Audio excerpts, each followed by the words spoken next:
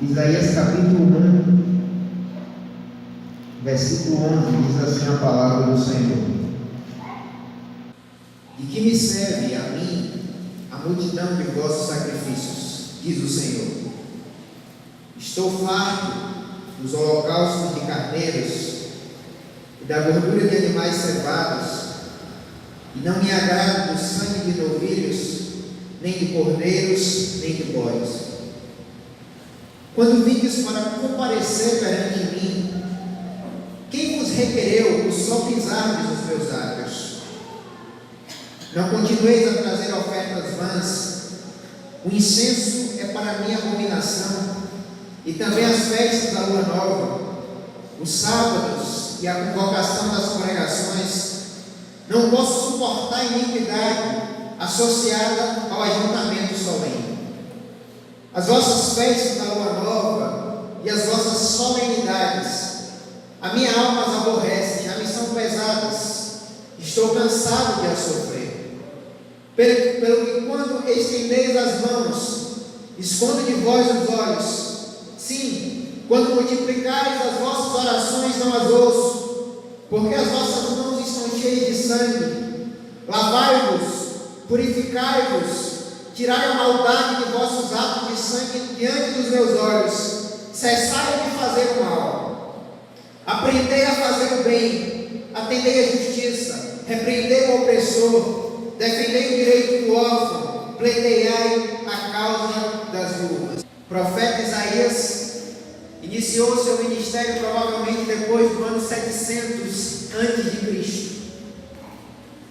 E a palavra Isaías, o nome Isaías significa o Senhor salva. Todas as vezes que você abrir a sua Bíblia em Isaías, se lembrem que o nome do profeta Isaías significa o Senhor salva, ou a salvação vem do Senhor. É curioso porque o nome Jesus na Escritura, no Novo Testamento, também significa o Senhor salva, ou a salvação vem do Senhor. O nome Jesus é uma forma grega do nome Josué, que significa o Senhor salva. Então, assim como o nome Isaías quer dizer a salvação vem do Senhor, ou o Senhor salva, o nome Jesus significa o Senhor salva. Jonas 2,9 está escrito: a salvação vem do Senhor, ou o Senhor salva também. Isaías foi contemporâneo do profeta Miqueias, do profeta Oséias. E nesse texto, Isaías começa a exortar o povo de Deus, a exortar a nação de Israel. E ele inicia no capítulo 1, fazendo acusações seríssimas contra o povo de Israel, contra o chamado povo de Deus. Porque é impossível você anunciar o evangelho sem denunciar. Todo anúncio do evangelho, todo anúncio dos profetas é um anúncio que vai trazer consigo a denúncia. E a palavra do Senhor no capítulo 1, versículo 3 vai dizer: o boi conhece o seu possuidor, o jumento conhece o dono da sua manjedoura, mas o povo de Israel não tem conhecimento, o meu povo não entende. Deus então começa a anunciar uma palavra profética, e ele diz: ai desta nação pecaminosa, povo carregado de iniquidade, raça de malignos, filhos corruptores, abandonaram o santo, abandonaram o Senhor, blasfemaram do santo de Israel e voltaram para trás. E a grande questão do Senhor contra aquele povo é que o culto estava dissociado da vida. As celebrações e rituais do povo, os cultos, os ajuntamentos solenes, as adorações, as palavras de honra dirigidas a Deus estavam sendo separadas da vida. E então o profeta é levantado por Deus para denunciar essa contradição entre vida religiosa e vida secular. Essa contradição tão diabólica, tão perniciosa que a gente vive, de cantar cânticos a Deus durante a semana, de bendizer o nome de Deus, de achar Jesus legal, de achar Jesus o maior personagem da história, mas sem vida com Deus, mas sem transformação, mas sem isso interferindo nas nossas relações interpessoais uns com os outros, entre irmãos, entre marido e mulher, entre pais e filhos, entre filhos e pais, sem que isso mude o nosso jeito de falar com as pessoas, sem que isso mude a forma como a gente enxerga a vida. Porque esse culto hipócrita que o povo de Israel estava prestando a Deus, era um culto insuportável. E se nós formos parar para pensar, há celebrações litúrgicas hoje pelo país, em vários lugares, em cada canto nesse país, o nome de Deus é exaltado. As pessoas estão cantando, eu vou entregar tudo ao Senhor. As pessoas estão cantando que querem ter um coração quebrantado. As pessoas estão cantando que Jesus é o Senhor da vida delas. Se você chega em Salvador, próxima à rodoviária, uma das grandes instituições religiosas da cidade, está escrito bem grande, Jesus Cristo é o Senhor. Enquanto isso, eles continuam a extorquir as pessoas, eles continuam a oprimir as pessoas, eles continuam a dar um péssimo, horrendo testemunho. Mas quando o culto ele é dissociado da vida, quando o culto é separado da vida, a gente cria uma vida bipolar, uma vida da igreja, uma vida religiosa, onde a gente fala sobre Deus, onde a gente prega sobre Deus, a gente canta sobre Deus, mas isso não impacta ninguém ao nosso redor, no nosso trabalho, na nossa escola, no nosso cotidiano. Os grupos de louvores modernistas têm belas melodias, belos cânticos, belas adorações, hinos magníficos. Mas eu suponho que esse culto tem sido a Deus insuportável. Tem sido um culto insuportável ao Deus de Israel. Tem sido um culto insuportável à Trindade. Porque eu vou dizer uma coisa a você, meu amado irmão, minha amada irmã e caro amigo que está aqui. As pessoas podem aplaudir os nossos cultos, as pessoas podem aplaudir muitas vezes as nossas pregações, as nossas liturgias, as pessoas podem aplaudir belos cânticos, belos hinos, as pessoas podem aplaudir discursos magníficos, e ainda assim a nossa liturgia, a nossa adoração ser rejeitada pelo Deus eterno. E ainda assim o nosso culto ser insuportável a Deus. Porque o meu povo, diz o Senhor, não conhece as exigências do Senhor. E eu quero compartilhar com você nessa noite 3 verdades fundamentais que revelam como o nosso culto tem sido insuportável ao Deus eterno. Em primeiro lugar, eu aprendo com Isaías, com a palavra de Deus, que Deus está farto dos nossos sacrifícios. Versículo 11. De que me serve a mim a multidão de vossos sacrifícios, diz o Senhor. Estou farto dos holocaustos de carneiro e das gorduras de animais cevados, e não me agrado do sangue de novilhos. Deus está farto dos nossos sacrifícios, dos nossos holocaustos. O povo entregava vários holocaustos a Deus. O povo sacrificava a Deus o sangue de novilhos, de carneiros, de bodes, para propiciação dos pecados.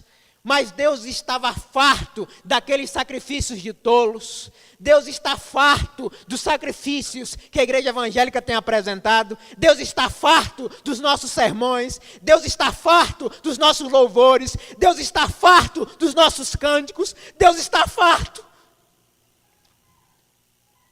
Ele não aguenta mais os nossos sacrifícios. Deus está farto dos pastores dessa nação. Deus está farto de pregarmos com a nossa boca o evangelho e a nossa vida contradizer aquilo que pregamos. Deus está farto daquilo que trazemos para oferecer a Deus. Deus está farto desse evangelho pragmático, superficial, onde tudo funciona, tudo dá muito certo. A ordem do culto é toda bonita. Deus está farto de um tradicionalismo estreito sem vida.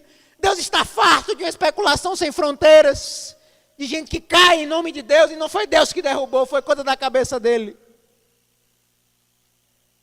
Deus está farto desse mecanicismo, desse pragmatismo, que se parece com o mundo, mas que não produz vida. Porque o que ele diz na sua palavra é que eu desejo misericórdia e não sacrifício, conhecimento de Deus ao invés de holocaustos, diz o profeta Osés no capítulo 6, no verso 6. Quais são os holocaustos de carneiro que você tem trazido à presença de Deus? Quais são os sacrifícios que você tem feito em prol da obra de Deus? Deus está farto de todos os sacrifícios e holocaustos. Davi, no Salmo 51, após ter pecado, após ter cometido um adultério e um homicídio, ele diz de maneira clara: tu não te agradas em sacrifícios e holocaustos, senão eu os traria.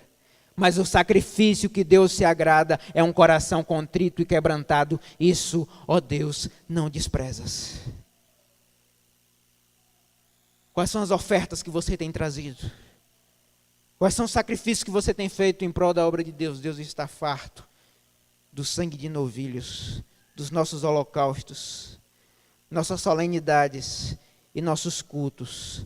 A alma de Deus as aborrece. Versículo 14, acompanhem comigo. As vossas festas da lua nova e as vossas solenidades, a minha alma as aborrece. Já me são pesadas, estou cansado de as sofrer. A festa de lua nova, ela é celebrada no primeiro dia de cada mês do calendário judeu. Festa da lua nova. Primeiro dia de cada mês do calendário judeu era celebrada essa festa. As festas fixas era a Páscoa, festa das semanas, festa das cabanas. São celebrações que, trazendo para o nosso contexto, nós temos aniversário da igreja, culto de final de ano, programações especiais, festas de lua nova, que eram festas tradicionais do antigo Israel, festas fixas, em outras traduções, solenidades, celebrações festivas.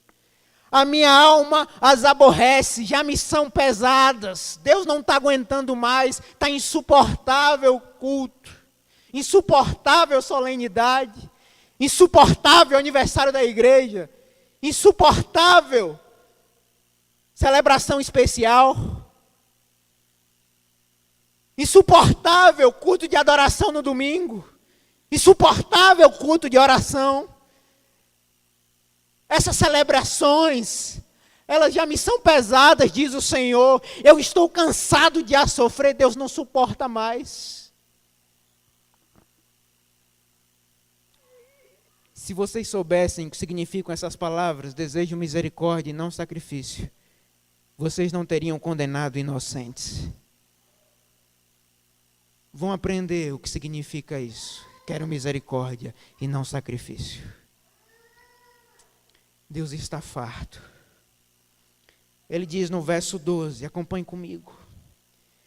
Quando vindes para comparecer perante mim, quem vos requereu o só pisardes os meus átrios?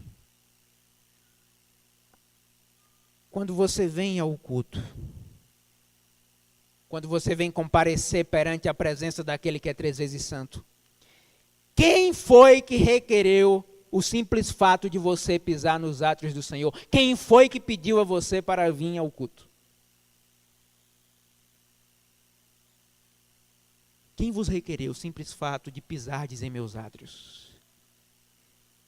Quem vos requereu estar aqui hoje? Quem vos requereu ir a qualquer igreja evangélica nesse país celebrar supostamente ao Deus vivo, único e verdadeiro? Quem vos requereu o simples fato de pisardes em meus átrios? O profeta Amós, originário de Tecoa, ele vai pregar a um povo obstinado, rebelde. Em Amós 5, versículo 21 e 23, a palavra do Senhor diz: aborreço, desprezo as vossas festas, e com as vossas assembleias solenes não tenho nenhum prazer. Eu aborreço as vossas festas, e com as vossas assembleias solenes não me trazem nenhum prazer. Mas não está usando o nome de Deus, não é o nome de Yahvé, mas as vossas festas não me trazem nenhum prazer. Afasta de mim o estrépito dos teus cantos, porque eu não ouvirei as melodias das tuas liras, afastem de mim o som das suas canções, eu não vou ouvir o som das canções de vocês. Eu não vou ouvir a sua adoração prestada com lábios, quando o seu coração está longe de mim. Afasta de mim o estrépito dos seus cânticos.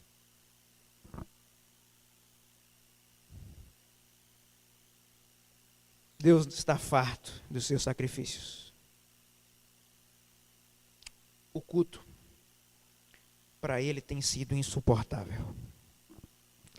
Em segundo lugar, Deus não pode suportar a iniquidade associada ao ajuntamento solene. Versículo 13. Não continueis a trazer ofertas vãs, o incenso é para mim abominação, e também as festas da lua nova, os sábados e a convocação das congregações, não posso suportar iniquidade associada ao ajuntamento solene. Grave isso, Deus não pode suportar iniquidade associada ao ajuntamento solene. Só vai haver vida no culto quando houver culto na vida.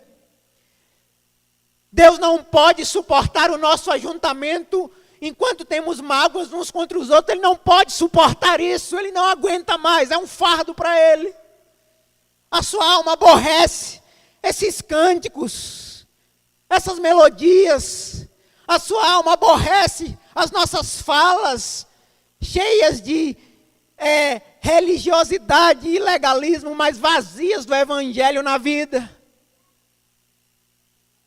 É porque a palavra é clara e não muda. Deus não pode suportar iniquidade associada ao ajuntamento solene. Deus não pode suportar a sua presença aqui no domingo. Se você vive como um diabo durante a semana, Deus não pode suportar.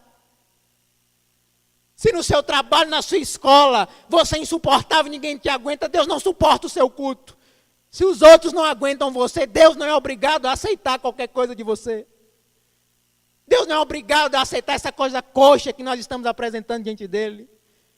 Essa falta de vida espiritual. Deus não pode suportar a gente fazer aqui, meus irmãos, momentos, celebrações. E quando chegar na segunda-feira de manhã, nada mudar nas nossas vidas.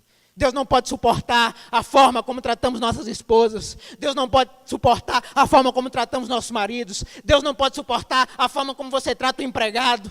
Deus não pode suportar a forma como você trata os pais. Deus não pode suportar esse insuportável culto. Ele não pode suportar a iniquidade associada ao ajuntamento solene. Martin Lloyd Jones diz que reunir vários cadáveres em um só cemitério não provoca uma ressurreição. Os homens estão muito apresentáveis, muito belos, muito bonitos, mas se tem uma coisa que os profetas de Deus nunca foram e nunca vão ser, é politicamente corretos. O profeta, o compromisso do profeta não é com o rei, não é com o sacerdote, não é com o povo. O compromisso do profeta é com a palavra de Deus.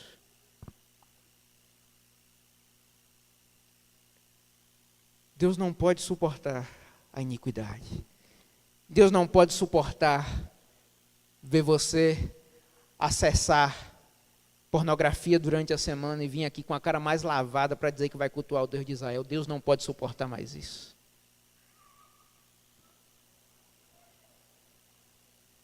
Deus não pode suportar a sua amargura, o seu rancor, o seu ódio, a sua ira, a sua cólera, a falta de transformação do evangelho no seu íntimo. Enquanto você vem aqui e se apresenta diante dele cantando, seria melhor que não viesse.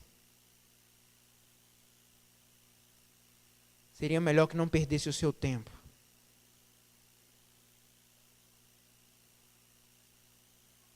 E que não gastasse o seu precioso tempo.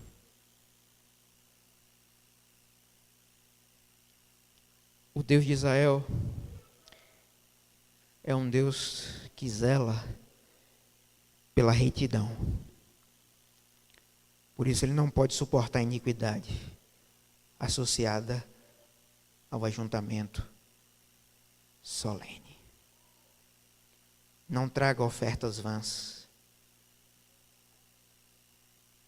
O incenso é abominação. E abominação também tem sido as nossas celebrações. Deus não rejeitava o culto por não gostar de culto. Não era essa a questão. O problema é que o culto estava dissociado da vida. O povo oferecia culto, mas vivia em desarmonia com o seu culto. A sua vida fala tão alto quanto as suas palavras. Como um filho chegou certa vez para o seu pai e disse: meu pai, as suas atitudes falam tão alto que eu não consigo ouvir o som da sua voz. É inútil. Honrar o Senhor com os lábios domingo, segunda de manhã quebrar o pau dentro de casa, é inútil, fica em casa, não vem não. É inútil erguer as mãos e dizer a Deus que Ele é o Senhor da sua vida. E viver de uma forma ímpia, carnal, mundana, usando as suas mãos, seus pés, sua boca, para destruir, para amaldiçoar. O profeta Isaías disse: as vossas iniquidades fazem divisão entre vós e o vosso Deus. Mas pastor, Deus não ouve mais as minhas orações. Deus não suporta mais a iniquidade associada ao ajuntamento solene. Em terceiro e último lugar, Deus ama tanto vocês. Ele ama tanto a sua igreja, comprada e remida com o seu sangue, aqui e por toda a terra, que Ele deseja o seu arrependimento. Deus deseja o seu arrependimento. Versículos 16 e 17. Lavai-vos, purificai-vos, tirai a maldade de vossos atos de diante dos meus olhos, cessai de fazer o mal, aprendei a fazer o bem, atendei a justiça, repreendei o opressor, defendei o direito do órfão, pleiteai a causa das viúvas. Se lave, se limpe, purifique-se para o Senhor. Deus deseja o seu arrependimento. Ele deseja que você experimente uma transformação genuína de caráter. Deus deseja que você tire diante dos seus olhos as suas obras pecaminosas. Deus deseja que você pare com a maledicência. Deus deseja que você pare com a cólera. Deus deseja que a gente pare com a ira. Deus deseja que a gente pare com a lascívia. Deus deseja que a gente pare com tudo aquilo que a gente faz, fala ou pensa que não agrada a Ele. Ele deseja retidão. Ele deseja mexer no nosso caráter. É por isso que hoje é muito mais fácil em tudo culparmos o demônio. Porque o demônio você expulsa, mas o caráter não. O caráter você precisa tratar. O caráter precisa ser tratado. O caráter precisa ser transformado. Parem de fazer o mal. Tirem suas más obras para longe da minha vista.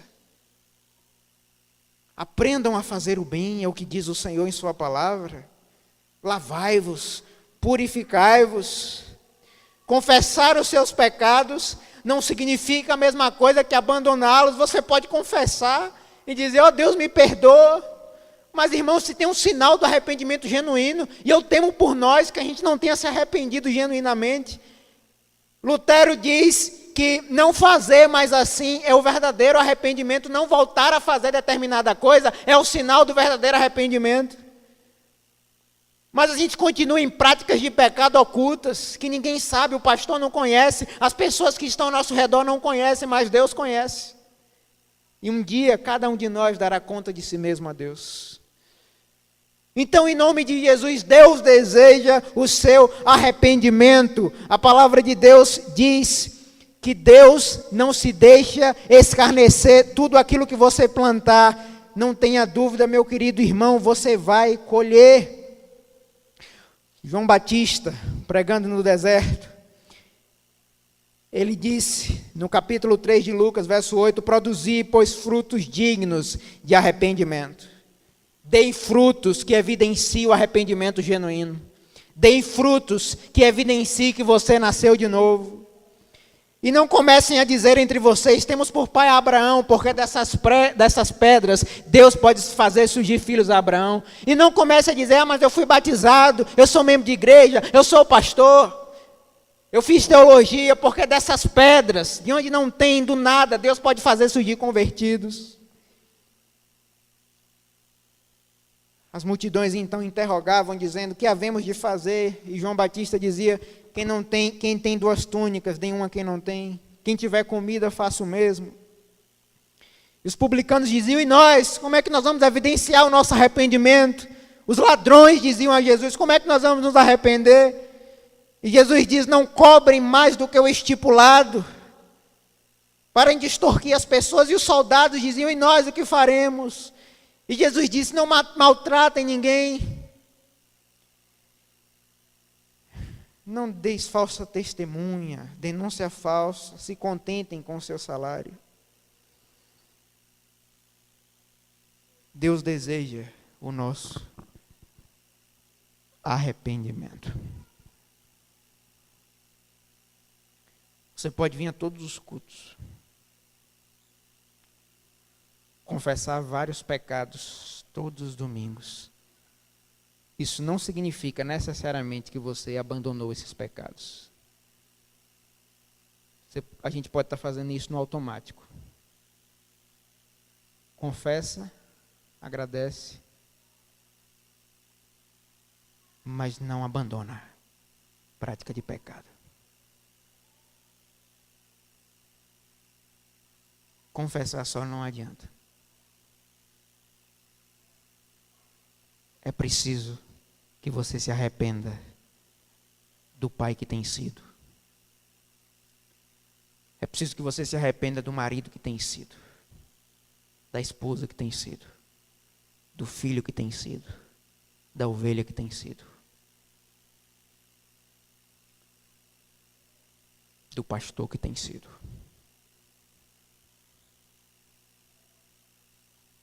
Deus deseja o seu arrependimento.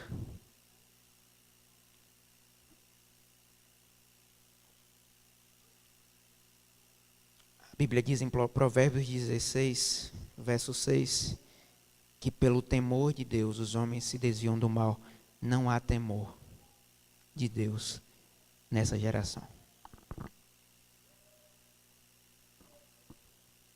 Se eu sei que um dia eu vou ter que prestar contas de tudo, de minhas atitudes, inclusive ocultas, eu preciso lembrar desesperadamente de que todas as coisas estão nuas e patentes perante os olhos daquele a quem um dia eu terei de prestar contas. A palavra arrependimento significa mudança nos propósitos e nas disposições da mente. O arrependimento, quando ele é genuíno, ele ocorre dentro do ser. E ele é evidenciado através de frutos. Charles Spurgeon disse que quando Deus salva um homem, tira dele seu desespero, mas não seu arrependimento. Mas você não vai se arrepender se você só ora de domingo. Você não vai se arrepender se você não tem comunhão com a palavra de Deus. Não espere brotar do nada. Lavai-vos, purificai-vos, cessai de fazer o mal. Chega. Chega. Chega. Já chega. De tanto litígio, de tanta briga. Chega. De tanto ódio. Chega. De tanta lascívia. Chega. De tanto egocentrismo. Chega. Parem de fazer o mal. Abandone qualquer prática de pecado. Jesus disse, se o teu olho direito fizer errar, arranca-o. É melhor entrar na vida com um olho só do que tendo os dois ser lançados no fogo do inferno. Jesus disse, tua mão te faz pecar, arranca. É melhor entrar com uma mão só do que tendo as duas ser lançadas no fogo do inferno. Chega. Ah, pastor, meu pecado é a língua, domina. Pega essa miserável, controla no sangue de Jesus, dobra o teu joelho em oração, usa a língua para abençoar, chega. Pastor, minha questão, pastor, é que eu me iro muito fácil, controla, chega, começar em mim, irmãos, nós temos que evidenciar frutos de arrependimento em nossas vidas. Aí quando isso acontecer, o resultado disso, a palavra diz, depois que a gente repreendeu o opressor, defendeu o direito do órfão. Quantos órfãos você conhece, irmãos? Quantos órfãos Deus coloca no seu caminho? Defendeu o direito do órfão. Quanto a gente carente de abraço, carente de amor, carente de esperança, e a gente passa numa indiferença tão grande. A nossa vida cristã se resume ao nosso umbigo, às nossas necessidades, às nossas egolatrias, a idolatria do eu. Primeiro eu, depois eu, terceiro eu, quarto eu, quinto eu, e depois eu digo que o eu é Deus. Uma vez eu fui numa igreja, um camarada estava pregando, pastor, e ele estava falando o tempo todo que a glória era de Deus, que a glória é de Deus, a glória é de Deus, a glória é de Deus. Quando terminou o culto, eu cheguei, chamei ele e disse assim, meu querido, eu não gostei disso que você falou. Como assim, você não gostou, pastor? Porque a glória é de Deus mesmo. Eu falei, não, cara. Não é por causa disso, não. É porque estava tanto para você, que você estava dizendo que a glória era de Deus, mas você estava sendo o centro do culto. O centro do culto estava sendo você. Estava você primeiro, você estava aparecendo, você falava de você testemunhava de você. Então não estava tendo glória de Deus nenhuma. Você estava falando para disfarçar, deve ser, entendeu?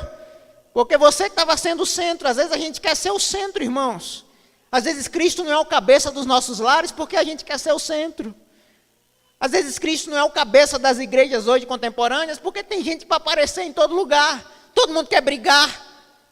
Aliás, deixe-me dizer uma coisa. Igreja não é lugar de ser reconhecido. O nome disso é IML. Você quer ser reconhecido, vai no IML, que lá todo mundo é reconhecido. Igreja não é lugar disso, não. A única estrela da igreja, o único que é o centro do culto na igreja é o nosso Senhor e Salvador Jesus Cristo, que é digno de honra, de louvor, de exaltação e de majestade. Que história é essa? Não gostei do culto. O culto não é oferecido a você. Pastor, a mensagem hoje foi louvor. Problema seu. A gente não está fazendo nada aqui para agradar homens. Isso não é o nosso objetivo. Não é que as pessoas saiam daqui aplaudindo a nossa liturgia, não. É que Deus receba a nossa adoração. É que o nosso culto chegue como um cheiro de aroma suave ao eterno. Essa deve ser a nossa maior motivação. Ainda que dê tudo errado. Eu louvo o dia na igreja que dê tudo errado. E que Deus aceite o culto. Vocês estão achando que melodias bonitas, esses grupos de louvor tudo afinado, essas pregações aí tudo bonita, tudo bem teologicamente elaborada, vocês estão achando que Deus se agrada de todas? Quem foi que disse isso a vocês? Quem foi que disse isso a vocês que Deus está olhando para formas? Profeta Samuel, usado por Deus para escolher um rei para ungir Israel, chega na casa de Jessé e olha para Eliabe e diz, deve ser esse que o Senhor escolheu, homem alto, forte, valoroso. É como a religião vê as coisas. Você viu? Fulano tem uma voz. O camarada prega que, rapaz, no dia que ele pregar, nós temos essas idolatrias, irmãos. Estou falando de mim também.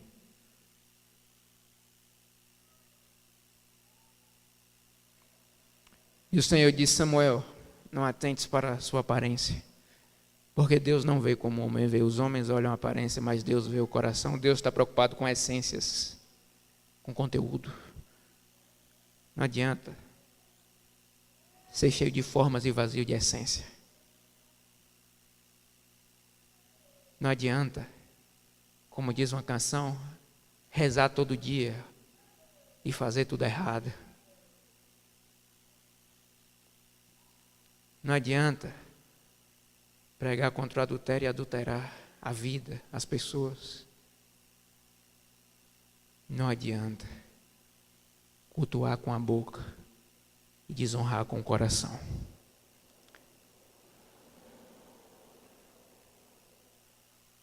No versículo 15, a palavra diz: pelo que quando estendeis as mãos, escondo de vós os olhos. Sim, quando multiplicais as vossas orações, não as ouço, porque as vossas mãos estão cheias de sangue. Versículo 18: vinde, pois, e arrazoemos, diz o Senhor. Ainda que os vossos pecados sejam como a escarlata, se tornarão brancos como a neve. Ainda que sejam vermelhos como o carmesim, se tornarão como a lã.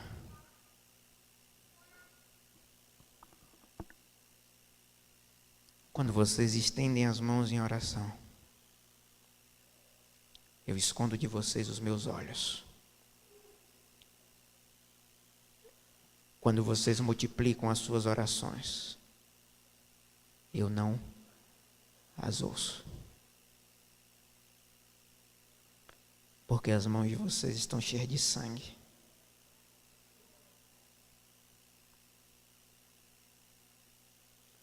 A prática de vocês é prática de destruir o próximo.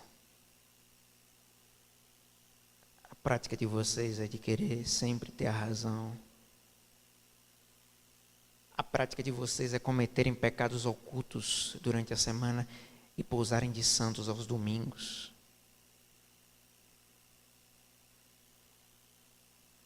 Todas as vezes que vocês cultuarem assim, durante a semana, e vierem um ajuntamento solene, o culto vai ser sempre insuportável. E não foi eu que pedi a vocês para verem a minha presença. Não. Agora, se você quer me cultuar, está chegando a hora, e já chegou, em que os verdadeiros adoradores adorarão ao Pai em espírito e em verdade, porque são esses os adoradores que o Pai procura. Só isso. Que em nome de Jesus, o culto insuportável possa ser um sacrifício vivo, santo e agradável a Deus, não somente de língua, mas principalmente em vida, para a glória de Deus. Que Deus nos abençoe.